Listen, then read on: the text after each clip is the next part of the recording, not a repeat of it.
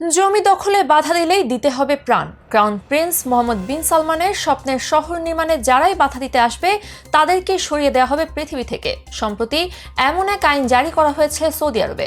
$500 billion ব্যয়ে নির্মাণ হতে যাওয়া মেগা প্রজেক্ট নিয়ম সিটির জন্য জমি খালি করার নির্দেশ দেওয়া হয়েছে। আর এই নির্দেশ যারাই অমান্য করবে তাদের বুকে চালানো হবে গুলি। তবে কি একজন মানুষের জীবন থেকে একটি শহর বেশি দামি হয়ে গেছে? এমন প্রশ্নই ছুড়ে দেওয়া হয়েছে সৌদি সরকারের দিকে।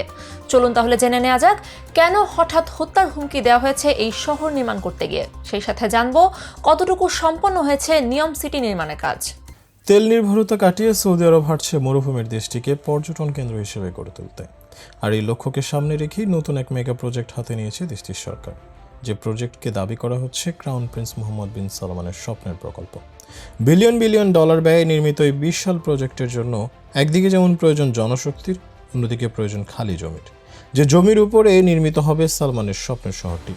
আর এই কার্বন মুক্ত স্মার্ট শহর তৈরির জন্য জমি খালি করতে প্রাণঘাতী অস্ত্র ব্যবহারের অনুমতি দিয়েছে সৌদি আরবের সরকার। দেশটির যুবরাজ মোহাম্মদ বিন সালমান 2030 সালের মধ্যে $500 বিলিয়ন এই শহরটি তৈরির পরিকল্পনা করছেন। আর এই শহর নির্মাণের সময় কেউ যেন তার পথের কাঁটা হয়ে দাঁড়াতে না পারে, এজন্য বিতর্কিত এক সিদ্ধান্ত নিয়েছে। তবে এতদিন এই খবর গোপন থাকলেও সম্প্রতি খবরটি ফাঁস করেছে তারই এক বিশ্বস্ত কর্মকর্তা, যার কাঁধে দেওয়া হয়েছিল হত্যার নির্দেশ। দায়িত্বে থাকা সৌদি গোয়েন্দা সংস্থার সাবেক কর্মকর্তা জানান, নিয়ম শহরের জন্য তাকে গ্রাম খালি করতে নির্দেশ দেওয়া হয়েছিল। তখন সৌদি সরকারের বিরুদ্ধে আন্দোলন করা একজনকে গুলি করে হত্যাও করা হয়েছিল। সৌদি আরবের দাবি 16টি অঞ্চল নিয়ে গঠিত হবে নিয়ম, আর 33টি নিউ ইয়র্কের সমান হবে নতুন এই শহরের আকার। নিয়ম প্রকল্পের আওতায় শহরের মধ্যে আরেকটি শহর গড়ে তোলার পরিকল্পনা করা হয়েছে। একসময় লম্বা বিলাসবহুল এই শহরের নাম হবে দ্য লাইন। সৌদি সরকারের তথ্য অনুযায়ী নিয়ম শহরের জন্য এরই মধ্যে 6000 মানুষকে স্থানান্তরিত করা হয়েছে।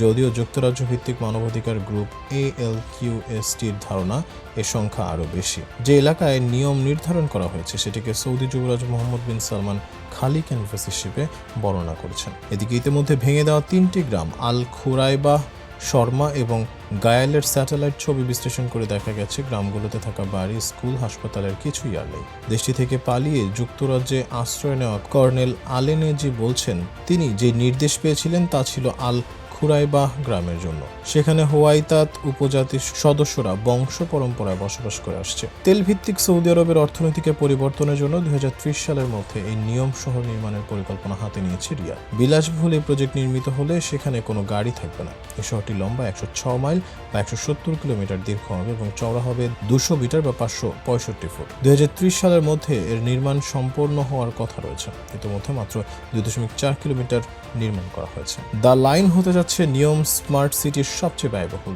প্রকল্প। এটি একটি স্মার্ট লিনিয়ার সিটি।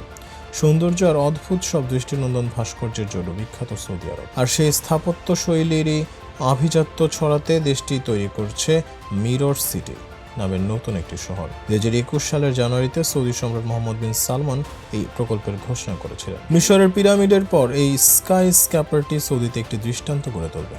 আয়না যে ধরনের কাঁচ দিয়ে তৈরি হয়, এই স্কাই স্ক্যাপারটির একই ধরনের কাঁচ দিয়ে তৈরি করা হবে বলে এর নামকরণও করা হয়েছে মিরর লাইন। শহরটিতে পরিবেশ বান্ধব উপায়ে নগরোন্নয়ন করা হবে। রাস্তায় কোনো গাড়ি চলবে না। দাবি করা হচ্ছে মাত্র 5 মিনিট হাঁটার মধ্যেই দৈনন্দিন চাহিদা পূরণ করতে পারবেন বাসিন্দারা। লাইন শহর পরিচালনা করবে শক্তিশালী কৃত্রিম বুদ্ধিমত্তা। শহরটি যাতে কার্বন পজিটিভ হয় এবং 100% দূষণহীন শক্তি ব্যবহার করে তা নিশ্চিত করবে AI।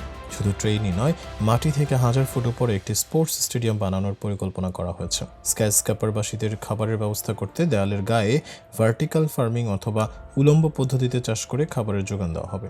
সব মিলিয়ে ক্রাউন প্রিন্স যদি এই শহর গড়তে শতভাগ সফল হন, তাহলে এই নিয়ম সিটির দ্য লাইন শহর হবে মধ্যপ্রাচ্যের সবচেয়ে বড় গেম চেঞ্জার।